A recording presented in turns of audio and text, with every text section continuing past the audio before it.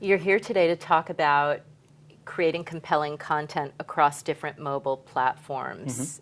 And I just found out that RGA has a mobile emerging platform lab. Can you tell me a bit about that? Sure.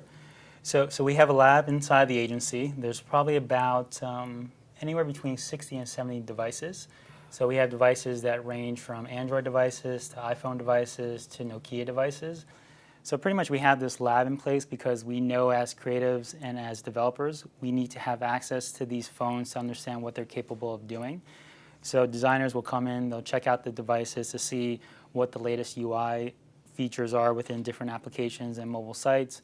We have developers that come in and they check out devices so that they can have something to prototype on. So, as more of our clients are looking for mobile solutions, these mobile solutions cut across a number of platforms, a number of handset manufacturers, a number of carriers.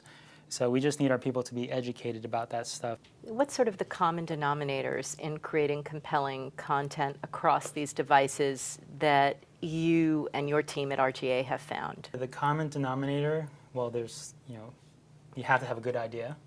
And typically the good idea is either some type of entertainment idea or some type of utility idea. So once you have the idea in place, the next big step is to figure out how that idea will eventually play out across the different mobile environments. Because every market has a different type of audience.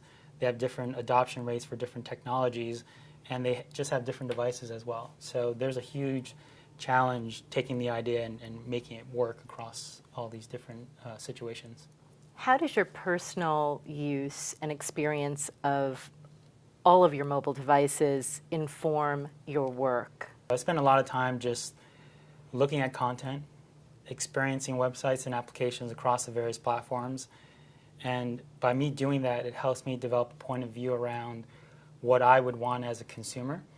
Because I think when I go into situations with clients, and when we put creative out there for our clients to look at and to hopefully approve, we try to do creative that we would actually enjoy as consumers as well. So if I wouldn't enjoy the creative as a consumer, I probably wouldn't pitch it to our clients. What's next? What do you see as next around the corner?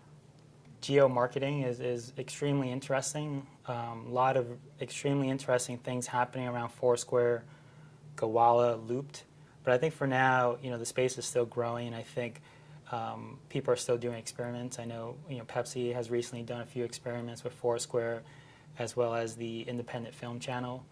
So I think geo-marketing is an interesting thing that I'm paying very close attention to. I also think the rise of HTML5 within mobile is going to be extremely interesting, because I think HTML5 is going to allow designers and creatives and developers to do, I guess, application-like experiences through the mobile browser. The hope is that HTML5 will eventually create some type of cross-platform solution that brands can take advantage of, in the sense that brands can create one set of creative that hopefully works across as many browsers as possible across a number of different platforms.